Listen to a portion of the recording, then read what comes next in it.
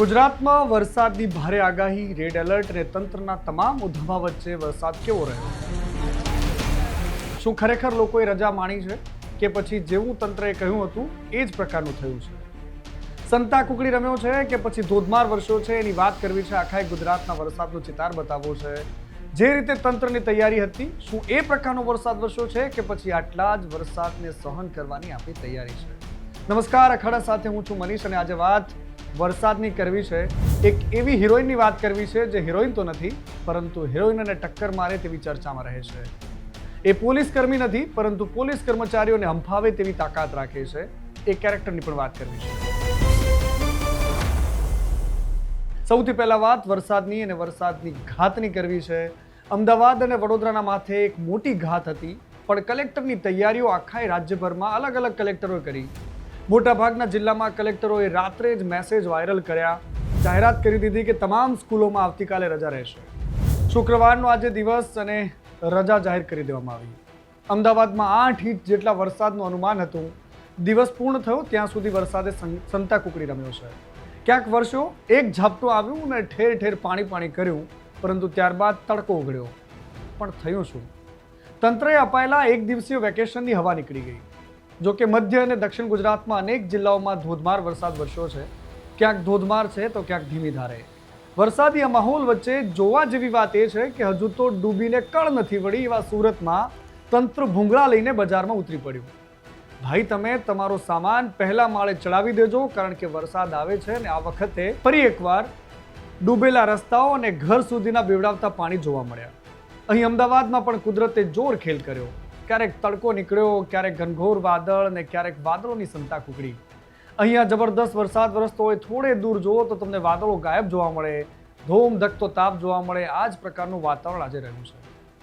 આ કોઈને સમજાય નહીં તેવી સ્થિતિ છે. આગાહીકારો માથું ખંજવાળે છે અને લોકો એ બીકમાં ફરી રહ્યા છે કે ક્યારે વરસાદ પડશે. કોઈ કહે છે કે અહીંયા ધમધોકાર છે. જો કે આ તરફ છોટાઉદેપુરની તસવીરો મારે તમને બતાવી છે કે જ્યાં વાહનોને તાણી નાખે તેવો વરસાદ વરસ્યો. આણંદના અનેક દ્રશ્યો સામે આવ્યા. જળબંબાકાર જેવું આણંદ જોવા મળ્યું. ખંભાતમાં અખાતને શરમાવે તેવા વરસાદી પાણી રસ્તે નીકળ્યા. પરંતુ આ બધામાં જ્યારે ચર્ચા એ વાતની થઈ રહી છે કે આ થઈ શું રહ્યું છે? આ આગાહીઓ એકદમ સાચી પડતી કેમ નથી દેખાતી? શા માટે આટલી તૈયારી બાદ પણ વરસાદ જેવો હવામાન વિભાગ કહે છે તેવો આવતો નથી? સવાલ અંબાલાલ પટેલ વર્સિસ હવામાન વિભાગનો નથી. સવાલ એ છે કે હવામાન વિભાગનું પ્રિડિક્શન એટલું પરફેક્ટ કેમ નથી હોતું? ઘણી બધી વાર સાચું ઠર્યું છે, ઘણી બધી વાર આ જ પ્રકારે સંતા કુકડી રમ્યું છે. તમને શું લાગે છે? તમને લાગે છે કે આ પ્રકારની વરસાદના અનુમાન ગુજરાતમાં સાચા ઠરે છે કે પછી આવું જ થાય છે? માત્ર ઘરે રહો, ગરમ ભજીયા ખાઓ અને મોજ કરો.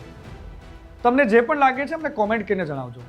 અને સાથે જ તમારી આ ન્યૂઝ ચેનલ છે ન્યૂઝ ગુજરાત ઓફિશિયલ, એને સબસ્ક્રાઇબ કરવાનું ભૂલતા નહીં, કારણ કે અમે તમારા સુધી તમામ એ વાતો લઈને આવી રહ્યા છે જે તમને પસંદ છે. તમામ પ્લેટફોર્મ પર, ઇન્સ્ટાગ્રામ, ફેસબુક, ટ્વિટર અને યુટ્યુબ પર. હવે મારે તમને એક એવા કેરેક્ટરની વાત કરવી છે જેને તમે ઓળખો છો, પરંતુ તમારો કોઈ નાતો નથી. નયના બારૈયા એનું નામ છે. બરાબરની ખૂબસૂરતી અને ચર્ચામાં ભારે રહે. કહેવા માટે પોલીસવાળી, અત્યારે એક આરોપી પણ છે. બહુ રસપ્રદ કેરેક્ટર છે એનું. પોલીસવાળી હોવા છતાં પણ પોલીસ એને પકડવા દોડે. પોલીસને જોઈને નયના ભાગે અને ચોર પોલીસનો ખેલ પોલીસ વચ્ચે ચાલે. ક્યારેક એના પર ખંડણીનો આરોપ લાગે છે તો ક્યારેક વળી એ આરોપીને આશરો આપવાનો આરોપ લાગે છે. ક્યારેક એના પર પ્રેમીના પરિવારને રંજાડવાનો આરોપ લાગે છે, ધમકાવવાનો આરોપ લાગે છે. ક્યારેક એ સિનિયર પર છેડતીના ગંભીર આરોપ લગાવતા તો ક્યારેક આપઘાતનો પ્રયત્ન કરતા. આખરે કોણ છે આ નયના બારૈયા? અને આટલા બધા વિવાદની સાથે જોડાયેલી રહે છે શું એ બલા? કેમ એ આટલી બધી ચર્ચામાં રહે છે? ચાલો એના એક પ્રકરણની માંડીને વાત કરીએ. આમ તો નયના બારૈયા સોશિયલ મીડિયા પર પહેલેથી જ છવાયેલી હતી. એની રીલ અને એના ફોટો કેટલા યુવાનોની ધડકન વધારી દેતા. પોલીસ કોન્સ્ટેબલ હોવા છતાં એ રીલ બનાવતી અને એની રીલ ખૂબ વાયરલ થતી. એ વખતે એની કોઈને પરવા નહોતી. નયના બારૈયાની ખરી ચર્ચા તો ત્યારે શરૂ થઈ જે આજથી લગભગ 8 મહિના પહેલાની વાત છે. ભાવનગરના ભરતનગર પોલીસ સ્ટેશનમાં ફરજ બજાવતી કોન્સ્ટેબલ નયના બારૈયાની આરોપીને આશરો આપવાના કેસમાં ધરપકડ કરાય છે અને નયના અચાનક જ ચર્ચામાં આવવા લાગી. ભાવનગરના વર્તેજ પોલીસ સ્ટેશનમાં એક વ્યક્તિ વિરુદ્ધ એટ્રોસિટી એક્ટ હેઠળ ફરિયાદ નોંધાઈ અને આ પોલીસના કેસમાં એ આરોપીને પોલીસ શોધી રહી હતી એ દરમિયાન ક્યાંય મળ્યો નહીં. આખરે પોલીસને બાતમી મળી કે આરોપી તો નૈનાના ઘરે છે. નૈના બારૈયાએ એ આરોપીને આશરો આપ્યો છે. નૈના સસ્પેન્ડ થઈ ગઈ. એના ચર્ચામાં આવવાનું કારણ એની કરતૂત તો હતી જ, પણ એને ચર્ચામાં લાવનાર મેઇન કેરેક્ટર હતું એનો સોશિયલ મીડિયાનો ફેમ. ખેર, એ વખતે નૈના ચર્ચામાં આવી અને જેલમાં જતા જ લોકો એને ભૂલી ગયા. પણ 2 મહિના પછી એટલે કે ફેબ્રુઆરી 2026માં નૈના બારૈયા ફરી એકવાર મીડિયા અને સોશિયલ મીડિયા પર છવાઈ ગઈ. અખબારોના પાનામાં આવવા લાગી. કારણ હતું એના પર થયેલો વધુ એક કેસ. એ કેસનું કારણ હતું પ્રેમ. નૈનાને એક યુવાન સાથે પ્રેમ થઈ ગયો અને જેલમાંથી જામીન પર બહાર આવેલી નૈનાને પ્રેમનો સંસાર ખૂંચવા લાગ્યો અને એણે તેની પત્નીને જાનથી મારી નાખવાની ધમકી આપી દીધી. નૈના વધુ એક કેસમાં સંડોવાઈ ગઈ. નૈના બારૈયાએ રાજુ ભમ્મરની પત્નીને મારો નહીં તો તારો પણ નહીં એમ કહીને સોશિયલ મીડિયામાં ગાળો ભાંડી. ધમકીઓ બાદ પ્રેમીની પત્નીને દાઠા પોલીસ મથકમાં નૈના બારૈયા વિરુદ્ધ એક ફરિયાદ નોંધાવી. જોકે કહાનીમાં ટ્વિસ્ટ ત્યારે આવ્યો જ્યારે રાજુ ભમ્મરે સોશિયલ મીડિયામાં એક વિડીયો પોસ્ટ કર્યો જેમાં એણે નૈના પર હાથ ઉપાડ્યાનો એકરાર કર્યો. નૈના રાજુ સાથે લિવિંગમાં રહેતી હતી. રાજુએ 2 વાર નૈનાને મારી હોવાનો એકરાર કર્યો અને નૈનાએ પોતાની જિંદગીમાં પાછી આવી જવા માટે વિનંતી પણ કરી. કેટલી આંટી નહોતી હે! પ્રેમીના મારથી કંટાળીને છોડી દેવો, પાછું એને પત્નીને ધમકી આપવી અને એ પછી પ્રેમ દ્વારા સોશિયલ મીડિયા પર નૈનાની માફી માંગવી અને નૈનાને પાછી બોલાવવી. પણ નૈનાના કેસમાં ખરો ટ્વિસ્ટ તો ત્યારે આવ્યો. આરોપીને આશરો આપવાના કેસમાં નૈના જામીન પર હતી. પ્રેમીની પત્નીને ધમકી આપવાના કેસમાં ફરી પોલીસ નૈનાને શોધી રહી હતી. એવામાં ખબર પડી કે નૈના બોટાદના એક ગેસ્ટ હાઉસમાં અધમરી હાલતમાં મળી છે. શું થયું હતું નૈના સાથે? એ તપાસ શરૂ થઈ. નૈનાનો એક વિડીયો આવ્યો.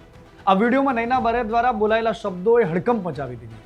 કારણ કે નૈનાએ ઝેર પીને આપઘાતનો પ્રયાસ કર્યો હતો.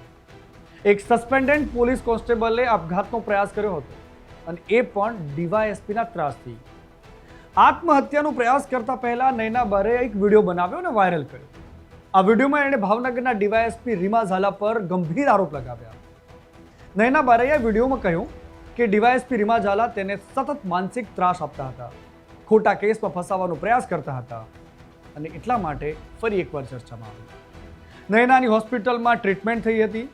એ સ્વસ્થ થઈ અને પ્રેમીની પત્નીને ધમકી આપવાના કેસમાં એની સામે કાર્યવાહી થઈ. આમ જુઓ તો નૈના બારૈયા છેલ્લા 8 મહિનાથી સતત ચર્ચામાં રહી. પણ 30 જુલાઈએ એ વિડીયો સામે આવ્યો જેણે સૌથી વધારે ચર્ચા જગાવી. આખરે કયા કેસમાં? ભાવનગર અને સુરતની પોલીસ એને શોધતી હતી. સુરતની પોલીસ એને પકડવા માટે ગઈ અને વંડી ઠેકીને ભાગી. શું એ આરોપીને આશરો આપવાનો એક કેસ હતો? શું પ્રેમીની પત્નીને ધમકાવવાનો કેસ હતો? જવાબ છે ના. એ કેસ હતો પ્રેમી પાસેથી ખંડણી માંગવાનો. નૈના બારૈયા સામે સુરતના પૂર્ણા પોલીસ સ્ટેશનમાં પ્રેમી રાજુ ભમ્મરે ખંડણી અને બદનામીની ગંભીર ફરિયાદ નોંધાવી. આ ફરિયાદમાં કીર્તિ પટેલનું નામ પણ સામેલ છે. એ જ કીર્તિ પટેલ જે અત્યારે જેલમાં છે. જેના પગલે સુરત ક્રાઇમ બ્રાન્ચના અધિકારીઓ અને તેમની ટીમો ભાવનગરમાં તપાસ માટે દોડી આવી. પોલીસે આ કેસમાં એક તરફ કીર્તિને ઝડપી પાડી હતી અને બીજી બાજુ નૈના ફરાર હતી. પોલીસને બાતમી મળી હતી કે નૈના એના ભાવનગરના ઘરે આવી છે અને પોલીસની ટીમો એને પકડવા માટે પહોંચી. પણ નૈના વંડી ઠેકીને ભાગી ગઈ. અહીંયા સૌથી મોટો સવાલ એ છે કે નૈના બારૈયા ખરેખર પોલીસને ચકમો આપીને ભાગી ગઈ કે પછી કોઈએ તેને અગાઉથી જાણ કરીને ભગાડવામાં આવી? બની શકે આવું થયું હોય. અરે ભાઈ, જે વ્યક્તિ ખાખી પહેરીને એક આરોપીને શરણ આપી શકતી હોય એની મદદ કરનાર તો કોઈ પણ હોય. બની શકે વૈસા વર્ષા એની ગેમ ચાલતી હોય. અત્યારે તો પોલીસે નૈના બારૈયાની શોધખોળ તેજ કરી છે. હવે જોઈએ કે પોલીસ ક્યારે એને પકડે છે. અને હા, નૈના બારૈયા હવે શું નવા વિવાદ સાથે સામે આવે છે એ પણ અમે તમને બતાવીશું. તમને અમારું એનાલિસિસ, તમને મારા વિડીયોઝ કેવા લાગ્યા છે એ જરૂર કોમેન્ટ બોક્સમાં લખશો અને મારી ચેનલને સબસ્ક્રાઇબ કરવાનું ભૂલતા નહીં. નમસ્કાર.